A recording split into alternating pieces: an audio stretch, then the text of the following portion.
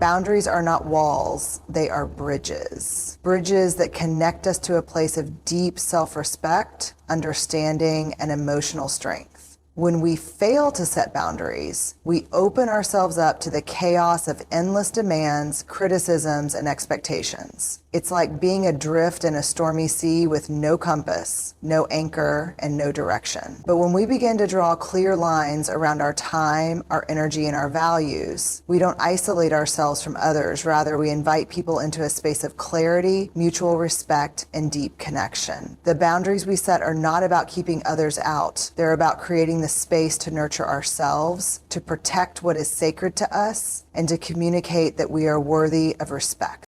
As we navigate through life, we often become so focused on the needs of others that we forget our own. We may say yes when we want to say no, go along with others' agendas because we fear disappointing them, or sacrifice our peace and well-being to meet external expectations. But at some point, we realize that the cost of constantly accommodating others is too high. The cost is our inner peace, our emotional health, and our sense of self-worth. If you never establish boundaries, you are telling the world, I am available at all times and my needs come second. But that is a dangerous message to send. It's like telling a river that it's okay to flood its banks continuously with no regard for the damage it does to the landscape. At some point, the river will overflow, and when that happens, everything in its path will be swept away.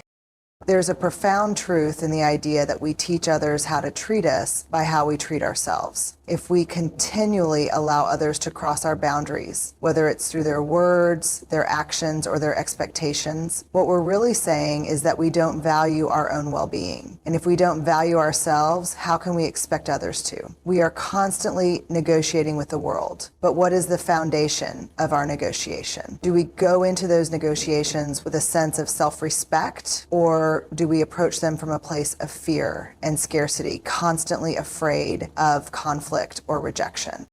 Healthy boundaries are not just about saying no to others. They are about saying yes to yourself. It's about honoring your own values, your own priorities, and your own needs. It's about recognizing that your time, your energy, and your emotional well-being are not infinite resources. And just as we protect valuable possessions like our homes, our careers, and our finances, we must protect the most valuable resource of all, ourselves. Without this protection, we are vulnerable to the pressures of the world, to the demands of others, and to the endless noise that threatens to drown out the quiet, steady voice within. In life, we are often caught between two forces, the need to be loved and the need to be respected. When we don't set boundaries, we may gain temporary approval, but we sacrifice our long-term self-respect. To respect yourself means knowing your limits, understanding what you need to thrive, and not being afraid to enforce those limits, even when it's difficult. It's not about being selfish, but about being self-respecting. It's about showing up for yourself in the same way you would show up for others. The truth is that people will push your boundaries, sometimes intentionally and sometimes unknowingly. But what's more important than how others behave is how you respond. If someone continually violates your boundaries, it's not an indication that your boundaries are too rigid or unreasonable. It's an indication that you need to assert yourself more clearly. Setting a boundary is not an invitation for people to argue with you. It is a statement of your needs, your limits, and your worth. The moment you assert a boundary is the moment you take control of your life. It's not about being combative, but about being strong enough to communicate your needs without apology or shame. We are all susceptible to the desire to please, to be liked, to avoid conflict. But this desire for external approval can easily lead us down a path of self-neglect, where we sacrifice our own well-being in exchange for temporary validation. The fear of conflict is not a reason to silence yourself, writes the philosopher and psychologist. Conflict is necessary for growth. Conflict is not something to avoid, but something to embrace. When we refuse to set boundaries out of fear of conflict, we prevent ourselves from growing, from asserting our true selves, and from living in alignment with our values.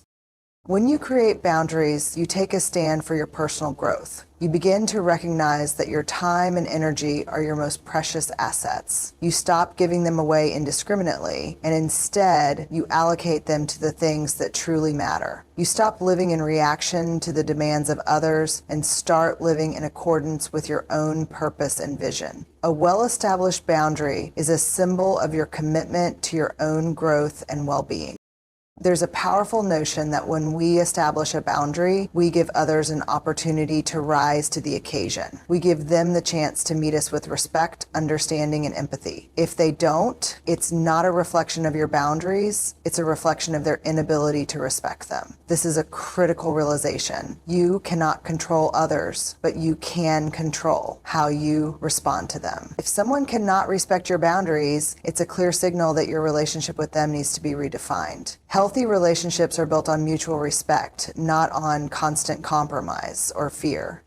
Setting boundaries also allows us to show up more authentically in the world. When we say no to things that drain us, when we say yes to the things that energize us, we create the space for us to be fully present with the people and causes that truly matter. We stop performing for others' approval and begin living in alignment with our own values. As Brene Brown so wisely puts it, we don't set boundaries to punish people. We set them to protect ourselves. My boundaries are meant to protect me, and I will never settle.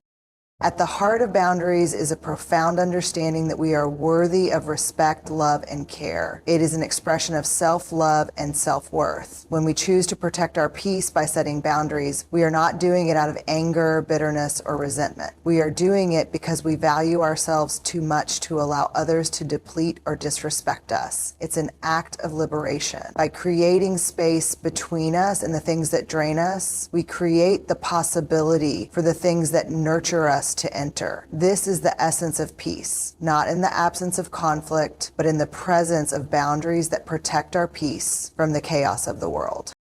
No is a small word, yet it carries a weight most of us struggle to lift. It is not just a word, it is a declaration, a boundary, a compass pointing us toward what truly matters. To say no is to reclaim your time, your energy, and your peace. It is an act of courage in a world that relentlessly demands more from you. Too often, we find ourselves saying yes when every fiber of our being screams no. We do this to avoid conflict, to please others, or to escape the uncomfortable silence that follows rejection. But in doing so, we abandon ourselves, leaving behind the things we value most for the fleeting comfort of someone else's approval.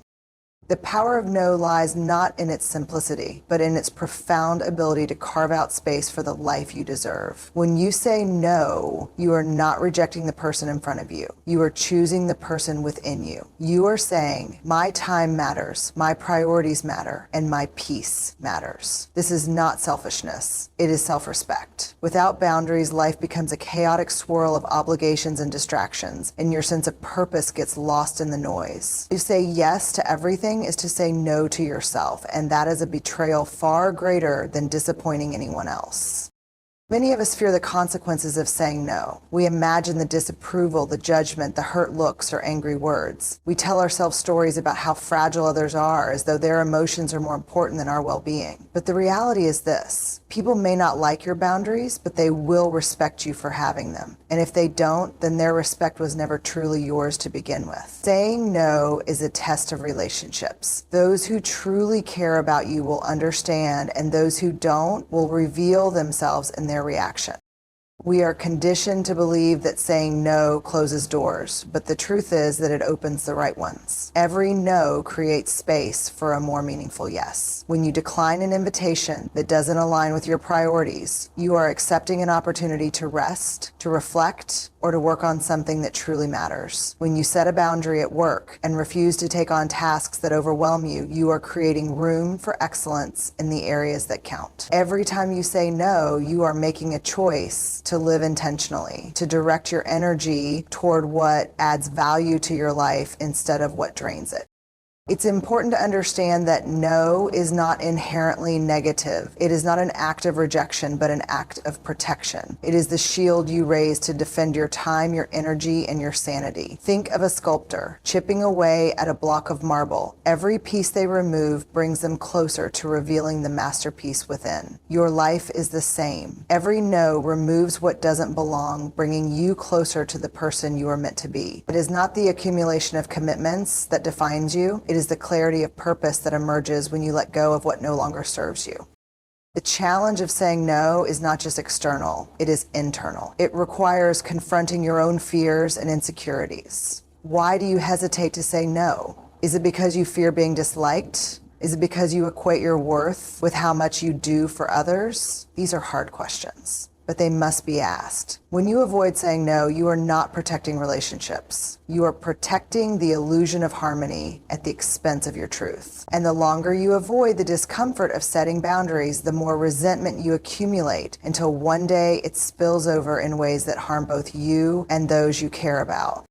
Saying no is not an act of rebellion. It is an act of wisdom. It is the recognition that you cannot be everything to everyone, nor should you try. The most successful, fulfilled people are not those who say yes to every opportunity, but those who discern which opportunities align with their values and goals. They understand that time is finite and that their energy is a precious resource. They know that every yes comes with a cost, and they are intentional about how they spend it. This is not a lesson in selfishness. It is a lesson in stewardship. You are the steward of your own life, and it is your responsibility to guard it fiercely.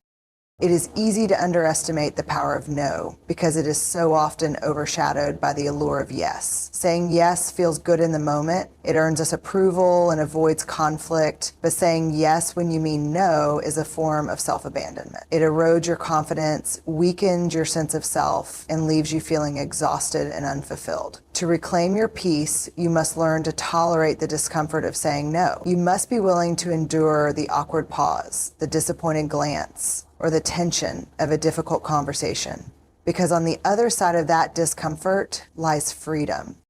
The art of saying no is not just about words. It is about conviction. It is about believing in your own worth enough to protect it. When you say no, say it with clarity and compassion. You don't need to justify yourself or offer elaborate explanations. A simple, respectful no is enough. You are not responsible for how others interpret it. You are only responsible for delivering it with integrity. The more you practice, the easier it becomes. Over time, you will find that saying no is not a burden, but a gift to yourself and to those around you.